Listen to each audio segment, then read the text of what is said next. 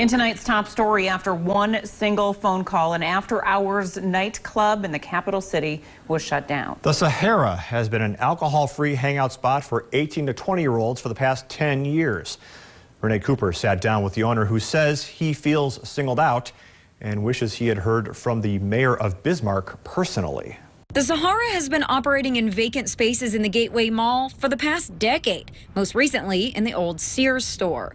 The beginning of the end started early on a September Sunday morning. An assault in the Gateway parking lot left a 20-year-old man unconscious with a head injury. I was actually there. I was actually the DJ for the night. To your knowledge, were these patrons of the Sahara or not? We do not believe they were patrons of the Sahara because we didn't even see the guys come in. The owner of the property, his landlord, pulled his lease.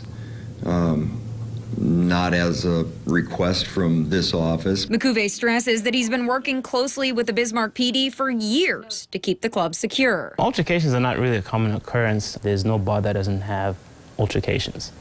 We're no different from any of those bars. Bismarck Mayor Steve Bakken did not deny that, but says unfortunately this situation comes down to location. Where it's a little bit different is the fact that it's in a residential. It's on the edge of a residential neighborhood. Who wants to raise their family with police lights once a week across the street? You know, if you're Was it that common? That was the complaint I was getting from neighbors. McCuve says he feels his landlord, who didn't wish to be named, felt pressure to do something after the mayor's phone call, and shutting it down was all he could do. But the owner of the Sahara just wanted to hear it from the mayor himself. He thinks they could have worked out a solution. It's baffled me a little bit on that because I've just, I just don't see any reason why. People in his circle would have had my phone number. I believe he just didn't put the effort to look for my phone number. Is it typical for you to go straight to a landlord? I found Ivan's number pretty easily on a Facebook page, so I just wonder what the thought process was there.